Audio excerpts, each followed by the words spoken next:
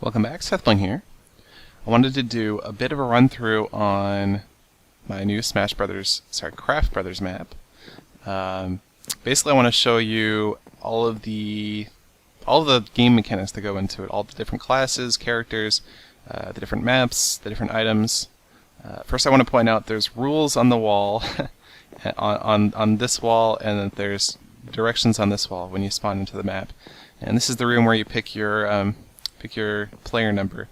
Now these signs get replaced by pressure plates when the map goes. Yep. So I'm going to actually break out of here. I can show you real quick so this is the character selection room. It says all the different characters: skeleton, zombie, spider, creeper, enderman, blaze, cactus, and wither. Those are the different characters that you can choose. And then over here is the map selection room. And yeah, I've already shown kind of some of this redstone, but yeah, Nether Fortress Village, Mushroom Island, Stronghold, The End, and Tower Control. So I'm going to show you all those characters, all those maps, and I'm going to go over the items that spawn on each of the maps. So over here we have all the capsules. You'll notice there's 8 rows of capsules. Each row, or column, or whatever you want to call it, is for a different character. So these dispensers are full of things. This one's the skeleton one. You can tell because it's got skeleton skulls. So yeah, every character has these jump boost potions that get splashed on them when they spawn. Jump boost 2. Some of them have higher jump boosts. Spider also gets the speed potion. And then yeah, so the top layer here has all the armor. I colored all the leather armor for the different characters, trying to make it look more like the class. This is roughly the color of a skeleton. Pants. The boots all have Feather Falling 10 on them and Protection 4, just to make the damage a little bit lessened and prolong the game just a little bit so that damage isn't quite such a big deal. And it makes them shiny, which I would prefer they weren't shiny, but that's how it goes. And then so then the skeleton also gets a bow with punch. Now this is basically the skeleton's only benefit is that bow with punch. It doesn't even have a melee weapon. It's the only class without a knockback weapon. But the punch has the same knockback as knockback 1. I'm pretty sure at least. And it's quite valuable to be able to shoot that from far.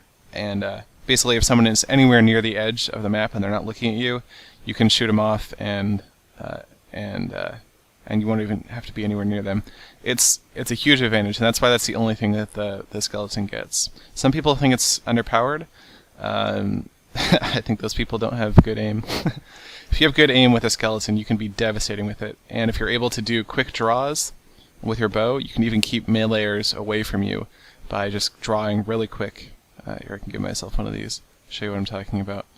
If you draw really quick, like this, even if someone's like close to you, you can still keep them away from you with that punch effect. So it's a very powerful effect. Anyway, so that's a skeleton. Next class is a zombie. This is another class with a built-in head. So yeah, we have the blue shirt that the zombie gets, the dark blue pants, the jeans or whatever, and then same boots.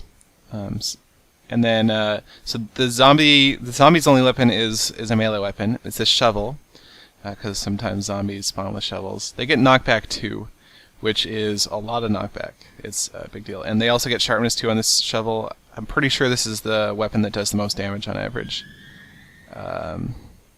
Yeah, they're a very strong melee class, but they don't have anything else than that. So because this class and a couple other classes only have melee weapons, I had to be careful in the maps that everywhere was reachable by melee classes. So you couldn't have something like a skeleton sitting on top of a tower just shooting the zombie without any fear of retribution. Okay, so next class here is Spider. So to get these heads in the game, I actually had to use Minecraft accounts that friends gave to me, and so thanks to Honeyplay, and I also got some from a subscriber who I can't remember the name. I'll have to look that up later. So Spiderhead, so I just uploaded the skin for a spider to whatever player name I'm using for this one, and then I just renamed the item to Spiderhead. So that's how I got the masks for all the different characters that don't have built-in masks. But yeah, so they, instead of Jump Boost 2, they get Jump Boost 4 and Speed 2. So that's supposed to mimic kind of wall climbing, the fact that they can jump onto high platforms.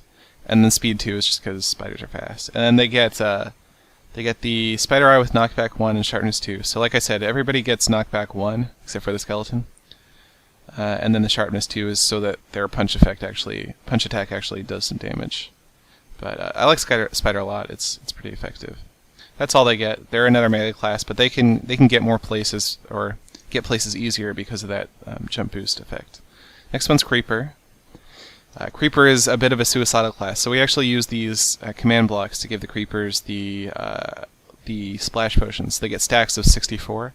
That's what this 64 right here means. 373 is the item ID for splash or for potions, and then 32732 is the damage value for splash potions of harming.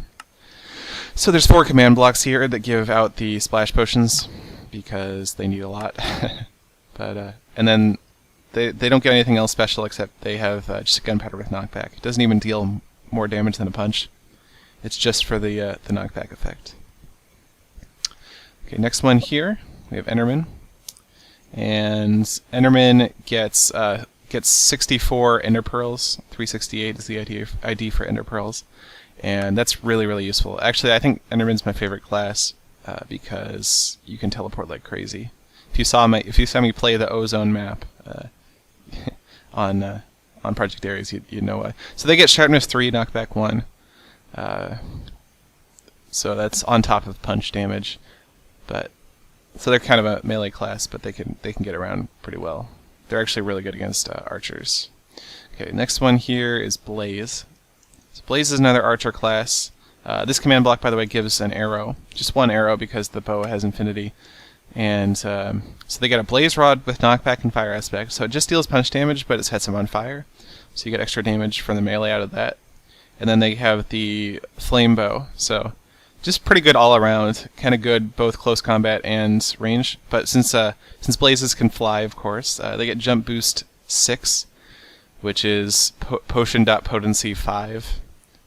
For some reason, there's a 1 level difference between what it shows when it's using Roman numerals and when it's displaying potency. But so they get Jump Boost 6. They can jump around like crazy, and it's pretty effective. Yeah, I think Blaze is one of my other favorite classes. So Cactus is next. I was really happy about putting the Cactus class in here.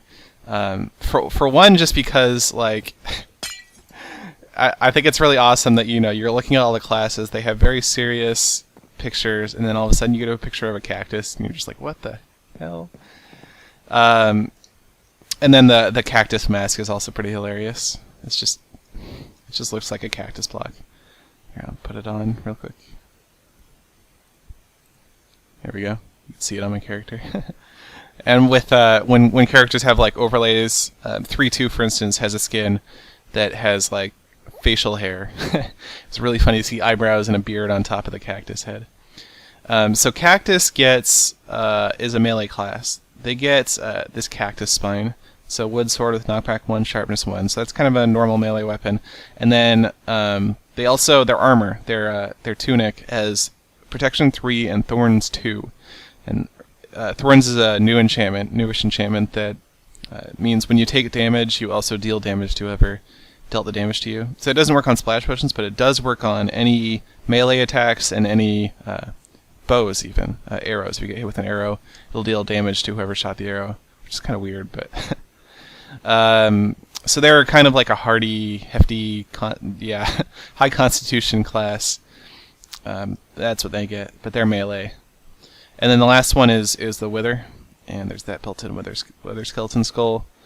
So this is another class with Jump Boost 6, just like the Blaze, and they get a bow, just a normal bow. They also get splash potions of of Wither. So I have to actually hop in here to get those, because you can't dispense custom splash potions from dispensers if you want the player to have them in their inventory, because if you dispense a splash potion from a dispenser, it'll just splash on the player and won't go to their inventory. So I used a spawner down here. The spawner has a player detection range of 1, so it's only going to detect a player that's right on top of it, and it spawns entire stacks. So if I clear out a couple spots in my inventory here, whoops, let me just get some spots. It'll very quickly fill up. Oh, darn it. Get out of here, guys. Yeah. So there we go. It spawns them really quickly, every 2 ticks, I think. And since I'm picking them up, it's fine. But so basically, while you're in this spawn capsule, you get splash potions. You can get like 3 to 5 usually. So they get the jump boost 6. They get these wither potions. They only last 5 seconds, and they don't really do that much damage, honestly. They only do about a heart of damage over the course of those 5 seconds. It's not really the main feature of the class, but the class also gets protection 3 on their armor, which is actually a late addition. I just added it last second before I released the map. It's because the Wither gets so much health, and then they have a bow. So they're kind of like another archer class with that jump boost, but they're a little bit more durable than the Blaze and more mobile than the Skeleton. So have a nice middle ground there. And yeah, so those are all the characters. So I want to go through the maps now. So the maps, I space them so that they're very easy to teleport to. So if I TP to x equals 1000, y equals 90, z equals 0, I'll teleport to right above the score box for the first map. And then all I have to do is increment the x coordinate by 1000, and I'll get teleported to the next map. So every 1000 we get is the next map. So this is the this is Nether Fortress. This one was the first map, and I think it turned out pretty nice. It's good because, like, as a Blaze and whatever, you can use, and Spider, I think you can jump boost over this stuff that you can't as like Zombie. So it's got some extra mobility for those characters. There are tunnels down here. The tunnels aren't too extensive, which I think is a good thing because the map is already fairly big. So yeah, this is basically the entire extent of the tunnel. There's a dead end here, and then you can go up here. So, but very straightforward map. It's kind of a little monocolored, which is not the best, but it's good. It's good. Next, let me go to the village. So I'm using 2000 here, and I spread them out so far so that basically you wouldn't be able to see anything off on the horizon. It would really feel like a void all around the map. So this is a village. The thing I really like about this one is that a lot of the characters can jump boost onto the roof with just their normal jump boost too. So I mean, all the classes can, and in a lot of spots. So a lot of the fighting actually ends up on the rooftops here, and you can kind of jump between these rooftops, you know, like this. If you have jump boost 2, you can make this jump. You can kind of jump between all of them actually with jump boost 2. So whereas like Blaze though can actually, you know, like get on top of this roof here without having to go up the ladder and stuff like that. So it still has extra mobility for those flying classes. You'll notice there's a item spawner here. This is actually the item spawner that spawns all the random items throughout the map. We just saw one right here that just dropped. Yeah, you'll be seeing those, and I'll get to that later, what went into that. But yeah, it's pretty straightforward. I like that there is villagers on this, and I'm sure the villagers will get knocked off as you play it, or, you know, people accidentally kill them, whatever. The kind of cool thing is they should actually breed, since this is an actual village. So so they should actually stick around for a while. So it's kind of cool to have the villagers like around the map. So we just saw a spawn egg here. This will despawn after 15 seconds. There's another. This is a bomb. So the spawn egg is a Pokeball. I'll get to these later, but you'll notice basically that the spawner here is the single spawner here is able to spawn all the items all around the map because it has a custom spawn radius. And yeah, okay. Let me just go to the next map here. Next one is Mushroom Island, and yeah, yeah, this one is quite open. There's not much cover. This is a lot like the end map, which I'll get to in a couple. There are some spots here that you can jump boost onto if you're one of those flying classes, but you can, of course, like I was saying, you can get onto any of these with jump boost too. Yeah, no problem. But yeah, like if you're like a Blaze, for instance, I think from like right here you can jump onto the mushroom. And yeah, but it's pretty open, straightforward. Next is the Stronghold. This is the most cluttered map, which is good in some ways, bad in others. It's good for some classes, bad for others. Again, there's more mobility for classes like the Spider. A lot of these walls are 3 blocks tall, which you can't get onto with jump boost too. There's a lot of places that you can fight that that have walls, so you're not going to get knocked off the map, which might be good for certain classes, like say the Cactus, which wants to engage in melee to the death.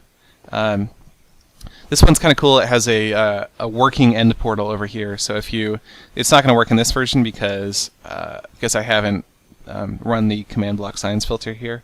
But basically, in the actual version of the map, if you jump into this end portal, whatever, you'll get teleported all the way across the map up onto the into the library here, like on top of the chandelier. So if somebody is, say, like camping from right here, you know, maybe like a skeleton or something, you can surprise them by just teleporting over here and just, you know, jumping and knocking them off. There's also some webs down here that you have to be really careful about, because if you get caught in one of these webs, you can't break it. All the players are in adventure mode, so you kind of get stuck and you fall really slowly through it. You're basically kind of you're probably going to die because somebody's probably going to come find you and kill you before you can get out of it. But yeah, otherwise it's there's kind of an upper and lower section. There's upper section here. There's 2 staircases that go between them. I was kind of lucky to find a map that was so well connected. Yeah, so there's staircases if you want to go from the lower to the upper. I mean, it's easy to just jump down from the upper to the lower section, but yeah, there's staircases to get up if you need to. If you need to, and you can climb if you can climb stairs. I also kind of like how there's a lot of the kind of jail doors. Where can I find one? There's one. Yeah, there's one right here. So like with these iron buttons or stone buttons. I think there's a couple more. Yeah, there's one right here. Like you could just go around, but I don't know. Something about it. I just like it. But yeah, this is definitely the most cluttered map in terms of obstacles. So it can be both good and bad depending on how you use the terrain to your advantage. Next one is the end. That's the natural progression from the Stronghold, of course. This one is probably the most open map. There actually in this one is nothing for classes like the Spider and Blaze and Wither to get extra mobility on, because you can just jump onto all of the obstructions, and you can't make it all the way up to the top of these towers, pillars, whatever. Again, in this one we have a working portal, so if you jump in here, it won't work in this one, but you get teleported over to the platform over here. It's just like the entrance to the end. You know, when you spawn a new, or when you get to the end for the first time, or every time, I guess, you land on an obsidian platform. Yep. This one's just super straightforward, so I'm going to move on. The last map is Tower Control. So the deal with this one is... Oh, some of it's not loading. The deal with this one is that it's a map that I made a while back. I think like 10 months ago. Something like that. It's a PvP map. So the idea was you had teams of something like 6 or 8 on each side, and you try to gain control of the towers.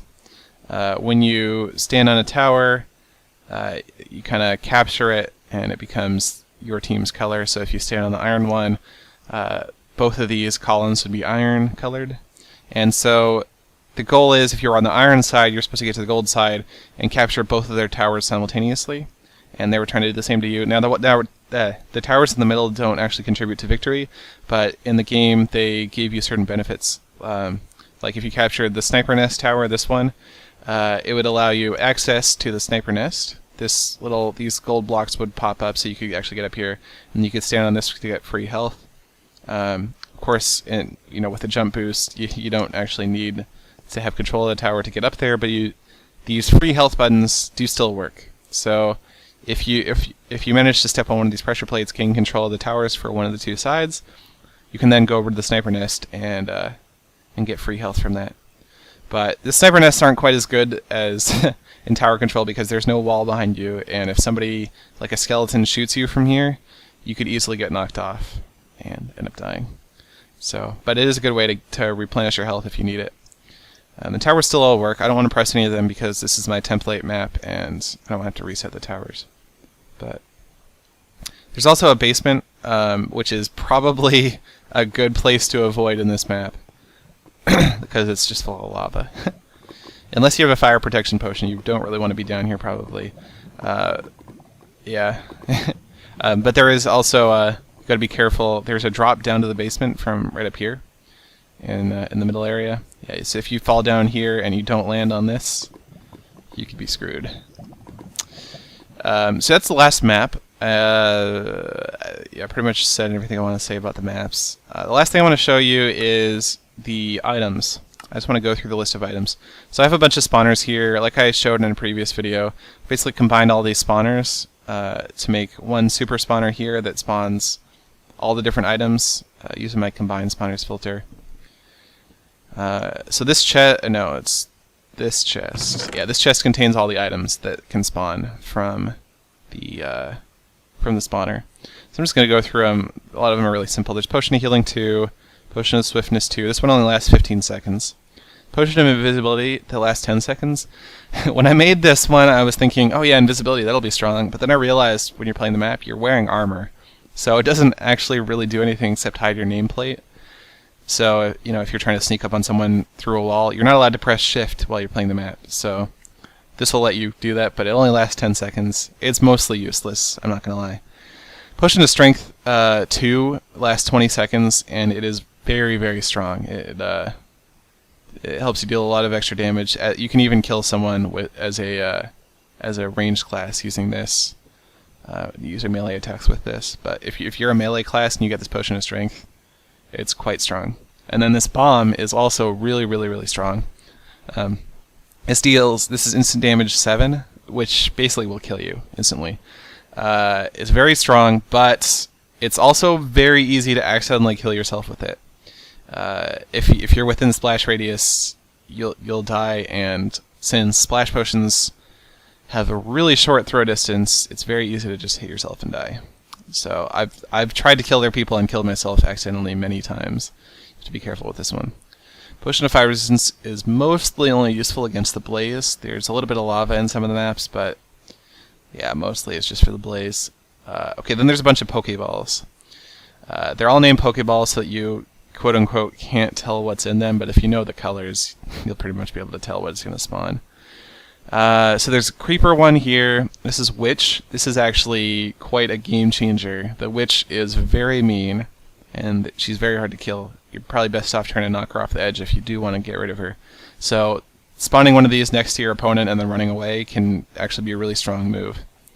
And then there's Zombie, Slime. This is kind of funny because sometimes it just spawns tiny slimes, and you're like, oh, great. But sometimes it'll spawn large slimes, and that can actually be a little bit effective.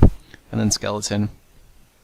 Skeleton's kind of funny because it'll run towards the water in some of the maps because some of them have water in them. And it'll always run for shade too. There's a Notch Apple, which is very strong as well because it gives you that regen 4 effect for a while. And that regen 4 basically makes you invincible. And then normal golden apple, which heals 2.5 hearts. It's just like a food item in Smash Brothers. And then here's the hammer. It's supposed to be like the hammer from the actual game, and it's got knockback 8, which will pretty much hit anyone off the map if you manage to hit them in a direction that doesn't have a backstop. But it only has a durability of 2, so you only get in 2 hits before this breaks.